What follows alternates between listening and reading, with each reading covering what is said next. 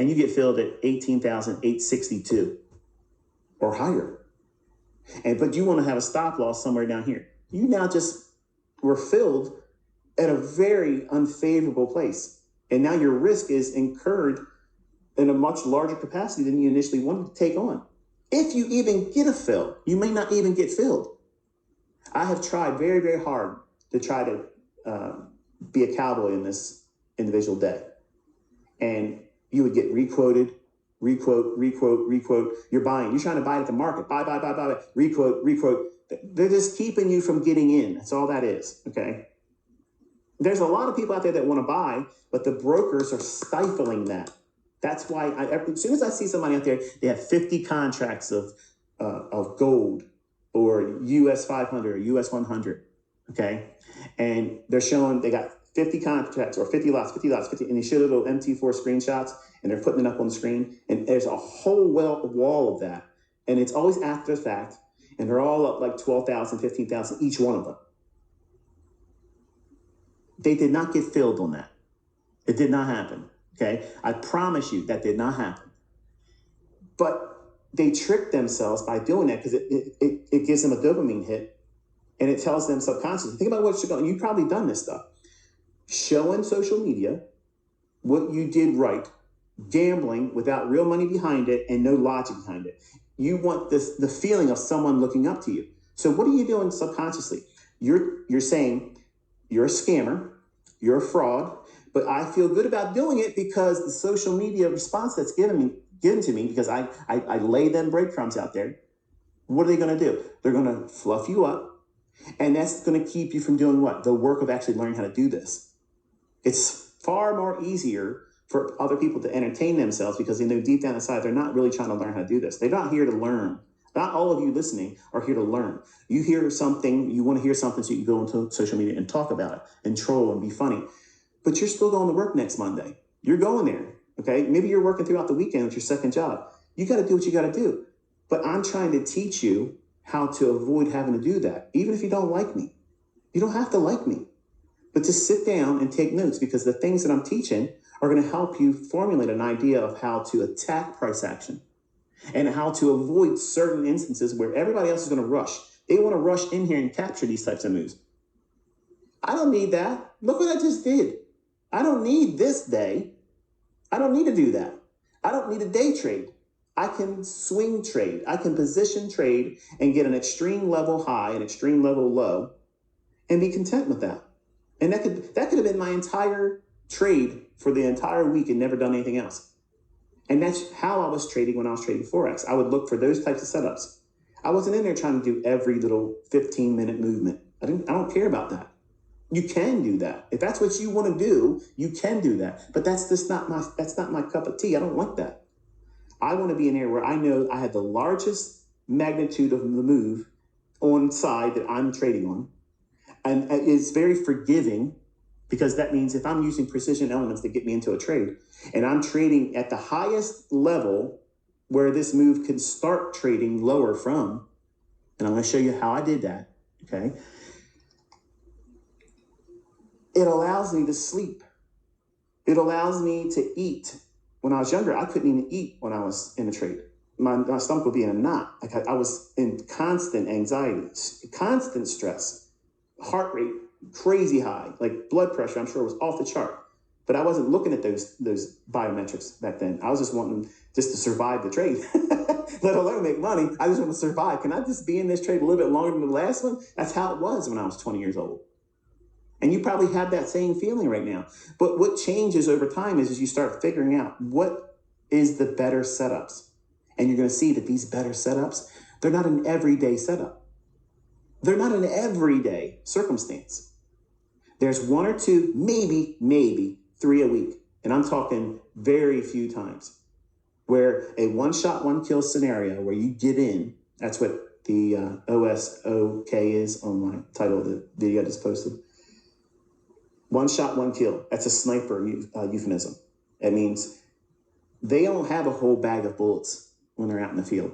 They have a very low amount of ammunition on them because they have to crawl around a lot. They got to carry everything with them. And they're out there to take very surgical strikes. And my mindset as a trader is I don't want to go out there with a machine gun and just start spraying everything and say, okay, what fell? What did I get? Let's go see who I hit. That's not how you want to trade. But everybody does that. Everybody that starts out does that. The first time you go on tilt, that's exactly what you're doing. You put down your rifle and you say, you know what? I need my AK for this. And that's it. You just emptied your magazine and you may not have hit anything, but you wasted everything that's in your magazine. You have no more ammunition. It's gone. And now you're defenseless. And then the market rolls over top of you. Well, a sniper's mentality is he or she goes out into the field, and that's the week of the trading. And you're looking for these very specific conditions where the mark that is your setup in price action, the thing that you're going to trade on, the things that make a buy or sell for you, that's your premium rate. That's your little fair value gap. That's your little scope. You don't care what's going on. You don't care about everybody else walking around. You're there to take out that one individual target.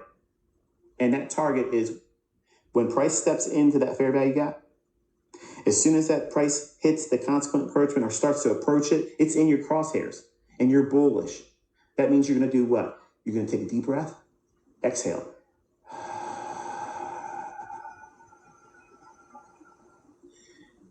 Then you stop. You don't inhale. You leave your lungs empty. Why do snipers and why do shooters do that? Because you're not moving around. And a small little movement in your scope is a whole lot of movement downrange. So you're exhaling, you're relaxing. You're not talking while you're entering the trade. Exhale, deep. Pause. When price enters that fair value gap, you fire. Your stop gets placed below the inbounds candle if it's a bullish fair value gap, or above the high of the inbounds candle if it's a bearish fair value gap. Then you relax. You don't do anything. You don't want to do anything extra. Just sit there. You don't go on social media and say, I just bought. A sniper does not announce where they're at. They take one shot and they sit still because they don't want the enemy to get a vector on where they're at. And you want me to go out here and trade. Oh, trade in front of me. Do your $100,000 trade in front of me. And do what? Let them come for me? Because that's exactly what I do. Everybody would be doing the same thing I'm doing. Now everybody wants to do please let me copy your trades. My question is this. If I was to do this, okay, CEOs of all the funded account companies, listen, this is for you, okay? Every single one of you funded account company CEOs, Michael Patak, I don't know the other guys. What if I created a lottery system where I took 10 individuals that in an anonymous setting, because you're not going to see me ever go into a funded account company. You'll never get my socials. You'll never get my stuff like that. It's never going to happen. Okay? I would never allow that to happen. But what happens if I created a secret lottery where 10 people get to trade copy a demo account that I'm running, and they're copying 20 accounts? How much time do you think that your firm would be able to weather that? Because if I can show that I can do this just once a week, that's $2 million per. That's $20 million a week drained. What happens if I did that with 50 lucky contestants, free of charge, not charging anything? What do you think would happen to the funded account prop firm company? What do you think about that model? Do you think it would hold up to something like that? You really want me to do that? You want to watch me burn it all down? Is that what you really want me to do? Come on now. You have no idea who I am. You have no idea what I'm capable of. Like, you talk smack all the time, you CEOs on Twitter. Oh, but this guy can burn your whole shit down. You don't even know where I'm coming from. You have no idea who I could bring out there. And if you don't pay them, you're getting shut down. Nobody's going to do business with you. So stop trolling me. You put a spotlight on you, I will burn you like the sun. Stop it. It's not going to get you anything but trouble. Everybody's sending me an email right now. Please let me be the one. What do I got to do to win the game? It's a Wonka golden ticket. He's going to train. He's going to let people trade. I would never do that. I'm saying facetiously. Think about it. Think about that. I got people in my chat window all the time, or not chat window, but chat section or comment section, saying you can't trade this way. You can't do this. You can't do that. I literally gave you the game plan this week. I gave you the game plan. And I went past my time, didn't I?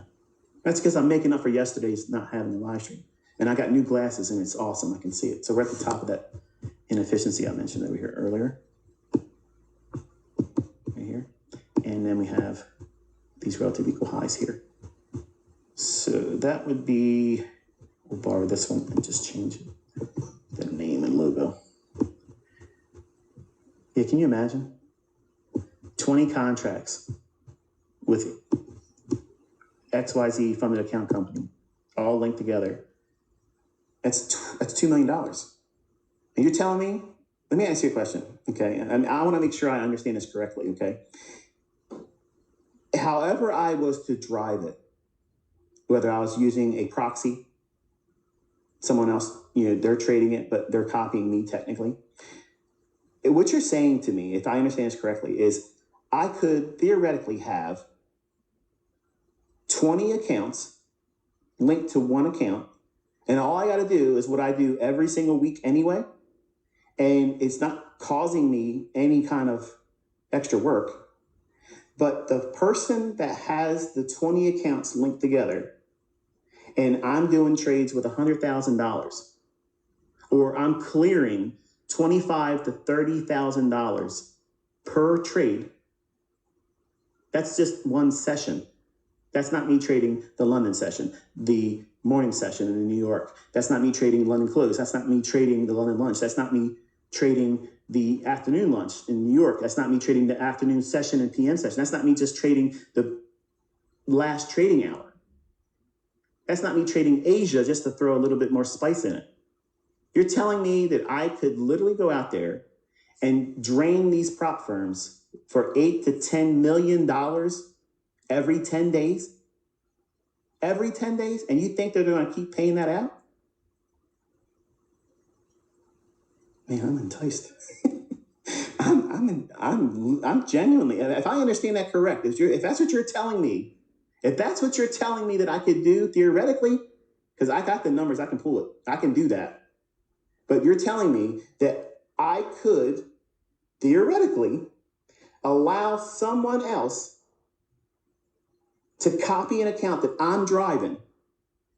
You won't know it's me, but this person, whoever that might be, could be a cousin, could be a high school friend of mine, could be any one of you listening. They could be in a position where they are able to say, I want my money now. In 10 days, I can make someone a multimillionaire. Is that what you're telling me? Leave a comment in the section. If I have that figured out the correct way, if that's what you're telling me, I absolutely am inviting any CEO of a prop firm to email me at innercircletrader@gmail.com, because I want you to confirm what I just said. If that's what my understanding is, if it's correct, oh, it's coming. Oh, it's coming. It is coming. I don't have to do it long. In 1 month, I can make a multi-millionaire, and that tax treatment is way better than trading with live funds. It's not the same. It is not the same. So, oh, okay. Okay, ICP has entered the chat with prop firm stuff. I'm not going to sign up. I'm not personally going to do that. I'm not going to give you my social. I'm not going to give you all those things like that. No. But I can create a proxy. How are you going to know who I'm putting in there? You won't. You'll know by the numbers. And I don't want anything for it. I don't want nothing for it. I just want to sit back and watch it. I want to watch it. I would love it. I'll go back to Twitter after that. Oh, man, you're going to burn. Troll me, motherfucker. Oh, it's good. It's so delicious. Oh, man, can you tell I missed you yesterday? Can you tell? Yeah, I know you can. But anyway. Prop firms are like, all right, look, we got to start looking for anybody that's trading 15 contracts, start with 6. If they start with 6 contracts and they go in 4, ban them. We got to keep everything's got to just keep them from getting their payout. Disrupt their connection. ICP, you broke everything. You're a jerk. You would all say that.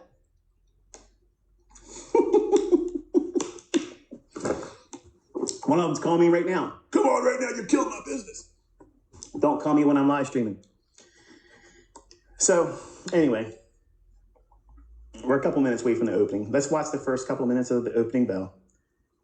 And then I'll review the trade I did. And then we'll close it and go into the weekend. Please, ICT, let me be the one. All right, so what we have, and again, this is what I was saying to you many times before, and it's repetitive, I know, but I don't personally like to have these things on my chart because this is the busiest my charts have ever looked. And it's because I have to show you as students what I have written down on my notepad. For instance, when I was mentioning this over here, real time looking at it, I'm going to my pad. This is my notepad, just a simple little yellow notepad. You can buy them from, where did I get mine from? Costco. And you get like 12 of them in a bundle. And they're about, I don't know, 5 by 9, something like that. And I simply just write down key levels. And what I do is I look at the previous day's high and the previous day's low, and then I layer every level that's pertinent to that range, and just below it or just above it. And I have it in raw numerical format, just like that. But as soon as I mention this here, I'm scribbling in my observations on that level, what time frame I noticed it on, okay? And then what I'm constantly doing is I'm looking at price over here. I'm watching this over here, this raw number, more than I'm watching the chart over here. The chart is the language that you're learning from me talking about what price should do. I'm not going to be able to bridge the gap by teaching you how to trade price without a chart. I can't do that. I don't know how to do that. I don't know how to articulate that in a way where it's going to be understandable. But that's essentially what I'm doing. When I'm looking at price action, I'm showing you things that form in price around the same time, around the same price that these other things occur algorithmically. So when they agree, you should arrive at that assumption about what price should do or how it should behave or how you should observe it at that moment or any given time frame, okay? So that's the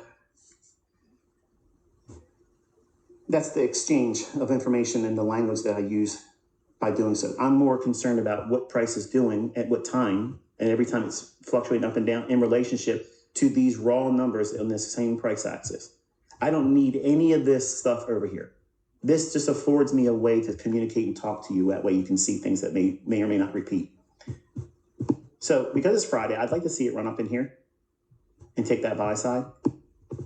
It doesn't need to do it right out the gate, but that's something that is reasonable. And then you have this inefficiency down here where the consequent encroachment of that August 13th daily fair value gap, which we're going to look at in just 2 or 3 more minutes. Man, I bet your social media is buzzing right now. ICT is going to let other people copy his account. And then they're going to sell that. They're going to have a business for 2-3 weeks. Okay, I'm selling seats. Okay, it's $3,000, $5,000. It's $10,000 if you want to copy ICT. You can't tell anybody. It'll be in my email box immediately. Here, are you looking? I'm looking to narc this guy. Okay, he's doing this, he's doing that, right? Oh, man.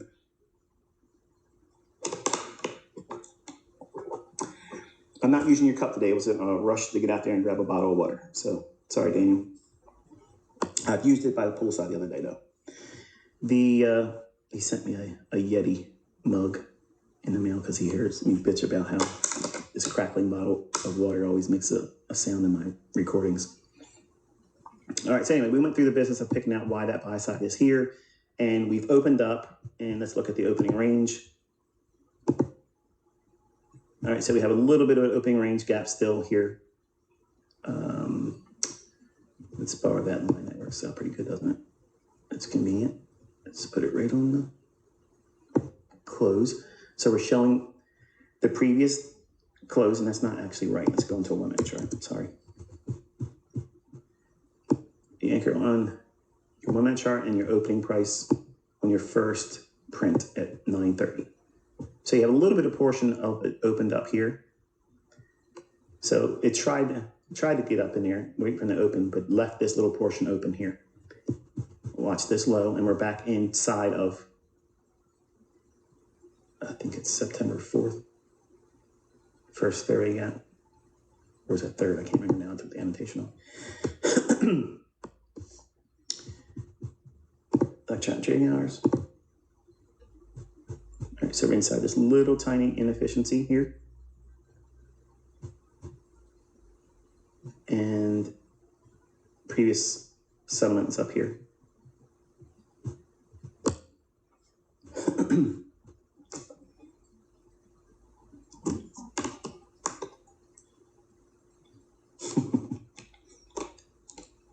These live streams are so much fun. Should have been doing it sooner, ICT. No, I would never get anything done. All right, so I can take this one off. We don't need that anymore. We don't need this anymore. We don't need that buy side anymore. We don't need the miners anymore here. Actually, we do. I didn't drop down to it when I was talking about the miner 5 minute buy side liquidity pool and sell side liquidity pools. You can see how when we drop down to the 1 minute time frame, which is, I like using the 1 minute because it's very, very detail oriented. Okay, think about like remember when Bob Ross, the Afro white guy that would do his oil painting and whatnot, he would talk to you real mellow, put you to sleep, be like you're ate an edible and you're just chilling out watching this guy paint. Well, you're looking at this this time frame. Your daily chart is like a paint roller. Okay, it's applying a lot of paint, a lot of price action. Your 15-minute time frame is like your 2.5 inch or 2 inch paintbrush. It's not as wide as a paint roller, but it's not a fine tipped brush. Then you have an inch brush on your 5 minute chart, and then you have that really small detail oriented paintbrush for the 1 minute. Really fine, little etching here, little line work here in your painting. That's what a 1 minute chart does. It affords you to get down to the nooks and crannies of the fine details of price delivery. So if I'm looking at that same level here that was arrived at on the 5 minute chart with these relative equal highs, when price ran through that, let's look at it in contrast on the 5 minute chart real quick. Here it goes, it rips through it one single time on that one candle right there. You see that? Let me widen it up a little bit. So you don't really have a chance to see much in this one single candlestick unless you're watching the fluctuations of price over here, which is what I'm primarily doing when I'm watching price. Here, let me say it this way. Don't try to do this part. What I'm trying to describe to you, what I'm doing, that is me having more insight than you have, and I'm not going to teach all that.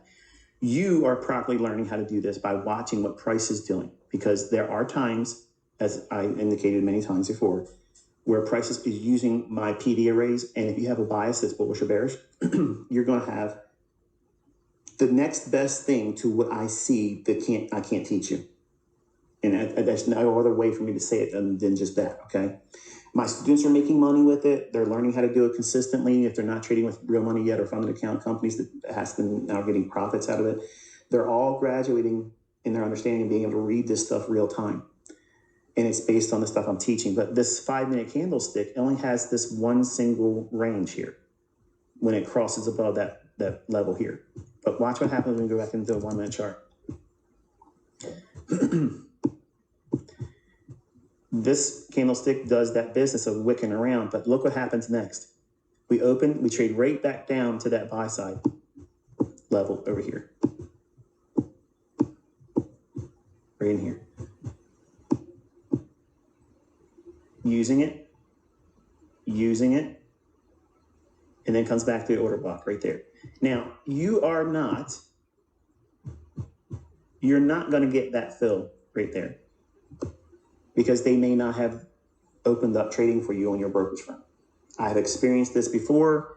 I experienced it when I was trading Forex. I experienced it with FXCM. I experienced it with, well, I'm not going to sit here and name brokers because it's going to sound like I'm advertising, but FXCM is trash. To say, in case you're wondering if that's a good broker, it's trash. FXCM was trash. I didn't like them when I used them, and I'm glad they got kicked out of the US. Boom, there you go, I said it again. But you won't get these types of fills. Now, if this was like 20 minutes after non-farm payroll releases, and you see it trade back down, something like that, then yeah, you can get filled plus the tick. So there's this opening price here plus one tick. You had a limit order, you're going to get filled on that, but you're not going to get filled on non-farm payroll the first 3 minutes or so. Just expect that it ain't going to happen. So what that does is it completely removes the necessity for you to feel like you've got to be a part of it. So what do you do then? Take a step back and then read what it's telling us. What's price trying to indicate to us? It defended initially what? The sell side. It's more likely it's going to draw up into take out buy side. Okay, but it left the sell side. So it is, for me, for my personal taste, I wouldn't want to take a short reaching for the sell side on that 15-minute time frame. Allergies are kicking in. So below these lows here, that sell side hasn't been engaged yet. I'm not interested in taking that trade because what I had set up for as a downside objective was already arrived at, and you saw me execute on that. So when that daily fair value got low, was traded to, I'm no longer interested in being a participant in this weekly candle. I'm done. It expired for me. I'll miss moves if it keeps going lower. That's okay. Look, if you aren't content with finding setups that could yield you 100,000 in one entry, you're never going to be satisfied. You have to be satisfied with getting 5 handles in the S&P consistently. You got to be content with getting 10 to 15 handles in the NASDAQ consistently. You have to start there. If you can't start there and bloom where you're planted, you're never going to make these big sizable gains that you're trying to make or aspire to. You have to have very small little modular goals in the beginning. And that's good to have them. Very, very small, humbling beginnings. If you want to have a humble beginning when you start this, if you start off right out the gate with, everything's got to be a dopamine hit, you're increasing the difficulty level beyond all measure. Like you can't even imagine how hard it's going to be for you until you start realizing it and doing it. So let's go into, what we're going to do here. Let's go into, I'm in a 1 minute chart. I'm trying to think, I want to show it to you with a naked chart. And I'm running the risk of getting rid of all my annotations. So let's do it like this. Let's go scorched earth. Okay. So we are looking at price action naked. And if we look at this indicator is this right here. Let me hide that. Thank you again, Flux. But the daily chart. Let's go to a daily chart and we'll flesh out what good old ICT got lucky with. Apparently, I was running recordings on 15 different laptops, which I don't own 15 laptops. I'm recording multiple screens, but I got lucky to get in at the high and out at the low. That's impressive. All right, so if you recall what I outlined on the daily chart for NQ last week and going into this week, you'll see that in the live streams. You'll see that also in the markups and the screenshots that I was teaching Caleb to do. If you watch it on his channel is at official Caleb Huddleston, all together. Make sure you're spelling it correctly because there's people out there using lowercase letters and uppercase letters to trick you into thinking that's what it is. He's got over 20-some thousand followers as of right now. But again, the easiest way to do it is go on my community tab on my YouTube channel, and you'll see me actually linking and posting the videos that are being hosted on his channel. Okay. And I'll flesh this out real quick for you again, so that way you can see it. I mentioned how we were likely to trade down into this fair value gap for the week. That's what I wanted to see happen this week. Okay, so because we have that, let's do it this way. You want to annotate that level because it's going to give you your price level over here on the price axis. And we will do it like this. And then the same thing, hold down control, drag it up, and you can get that. So that way we're highlighting this candlestick on August 14th, Wednesday, 2024. That candle's low. And the high on candlestick of August 12th, it's a Monday. So that high and this candle's low. And this one single candle, see this right here? That little fluctuation between this candle's high and that following candle's low, that area right there, that is a fair value gap. It's a buy-side imbalance, sell-side inefficiency. That means for the market to efficiently deliver fair value pricing, it's one of those textbooks definitions, right, Hannah? This buy-side imbalance, sell-side inefficiency is lacking what? Efficient delivery on the downside. That means sell-side delivery, okay? So for every range that goes up, an efficient delivery model is the price has to be offered going back down the same range. That's what a fair value gap is, okay? Anybody tells you anything other than that, they're literally making stuff up. They have no idea what they're talking about. They're certainly not going to execute like you're seeing me execute or define it beforehand. They'll always talk about it after it was already a fair value gap. This one here was outlined to you in advance, and I told you that I was looking for that as a downside objective this week. Notice what goes on beyond that candlestick's high to the left. Look over to the left. What do you see? Well, the first candle is this one here, the body in that. So you have a volume imbalance down here. So let's play devil's advocate for a second. If price wants to go lower, maybe it goes lower today. I won't be on board with it. I'm done. When I'm done this live stream, I don't have to edit anything. I love live streaming for that reason because it is what it is. What I said. I don't have to go in and edit. Like it took a lot for me to edit that 18 hours of recorded session to get it down to a time limit so that way it's palatable. I'm not going to try to take any more trades today. I'm going to relax. I'm going to do the things around the house. This volume imbalance would be the next draw on liquidity that goes below the consequent encroachment of this wick. So you would define the range like this. Let me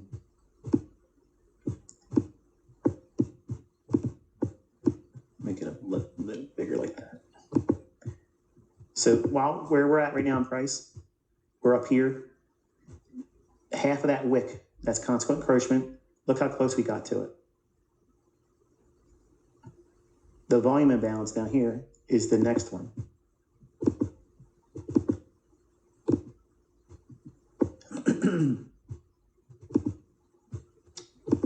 I started with my allergies yesterday and all this laughing. It's stirred up even more, so I'm a little congested. But then you have this wick, you would do the same thing, and that basically lays inside of this volume imbalance. And then the same thing here. And the same thing with these wicks, all these discount wicks, you want to annotate those.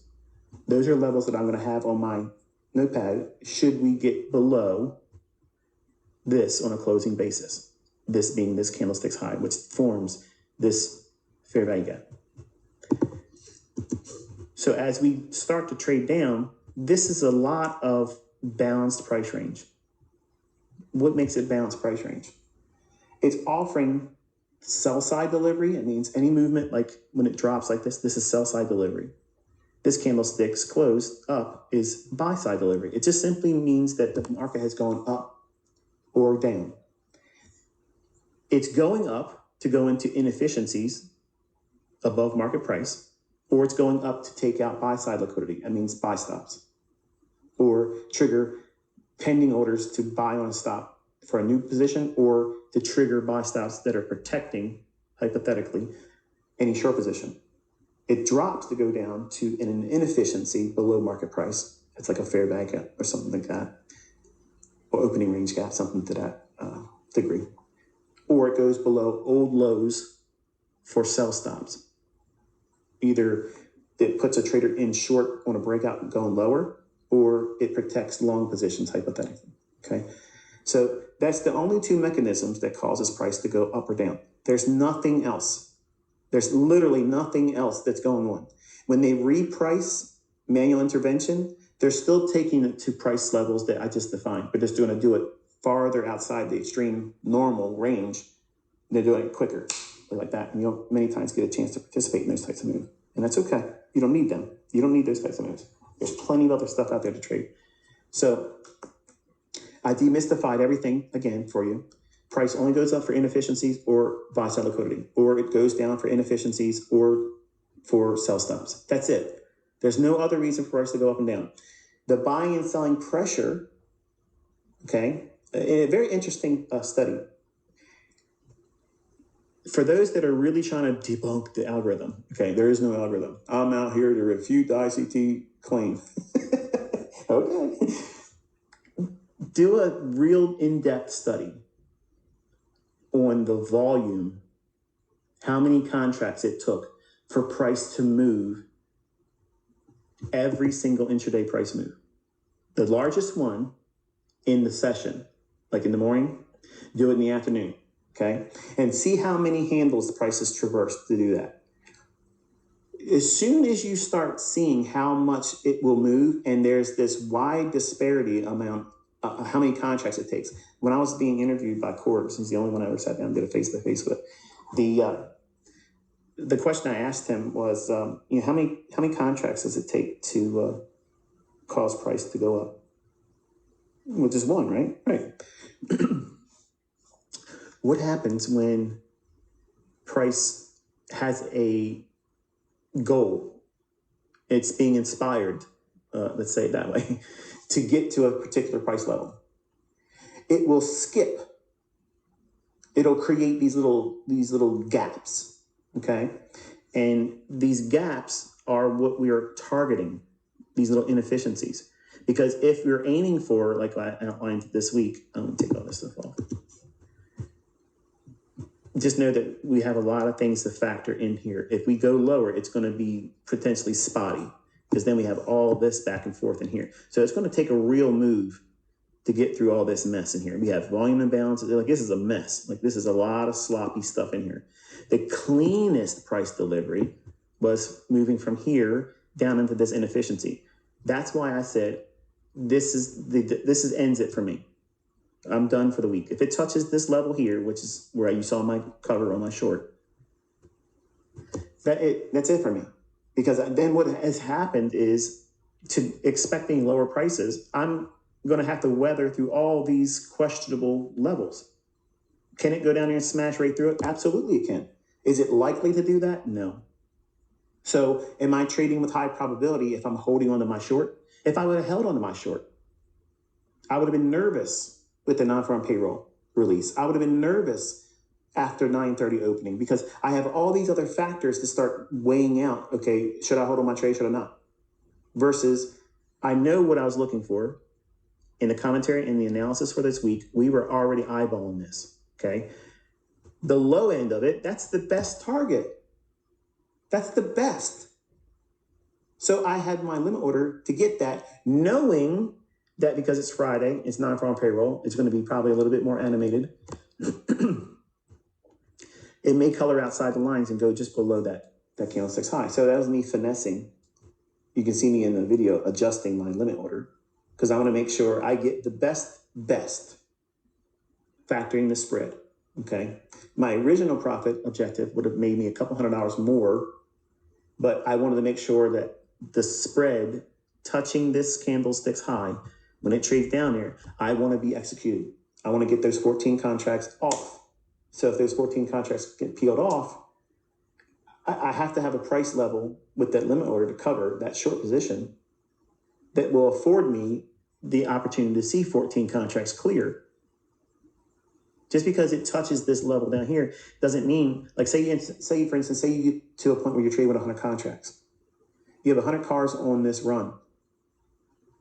If you're using a limit order, you may not get them all off. It might just say, no, it can't fill you. You want these 50 off at that price. I can't fill you.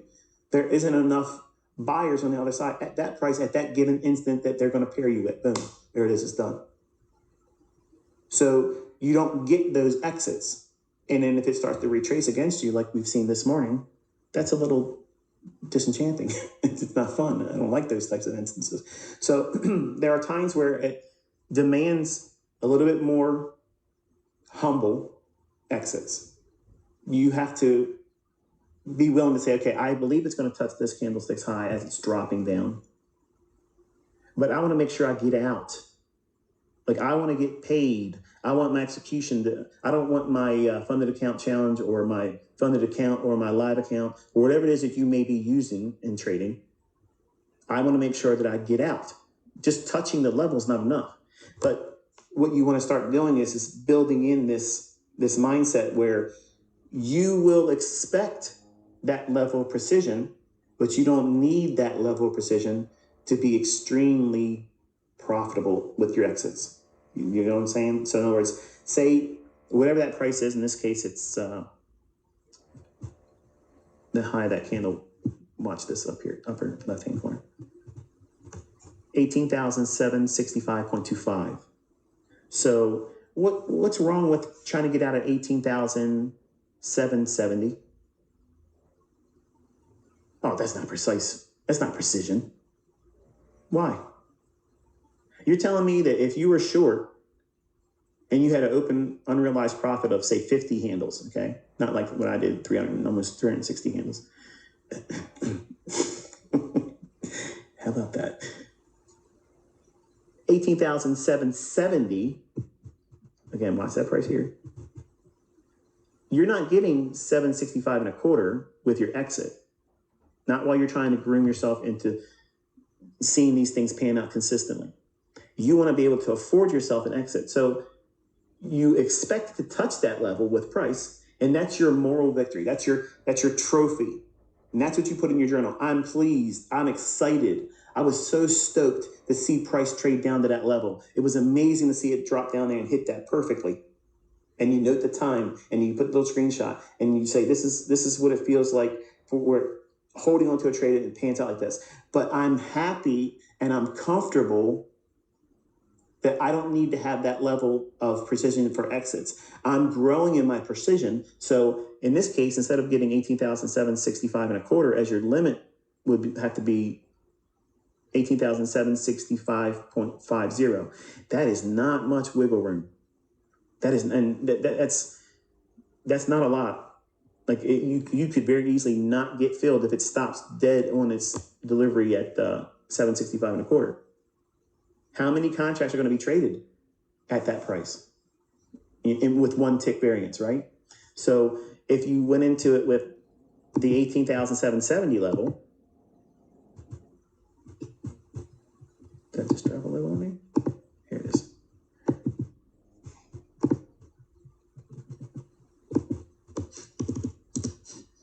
Say this is your price that you're trying to get. Like you can't even barely see it, right? It's not much of a difference. Look.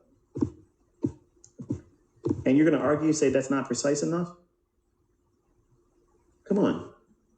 You have to trade with the expectation that you're trying to get filled too. So it's a management of all these concerns and expectations, but your expectation for precision and perfection, that needs to be relegated to your journal. Cheerlead yourself there.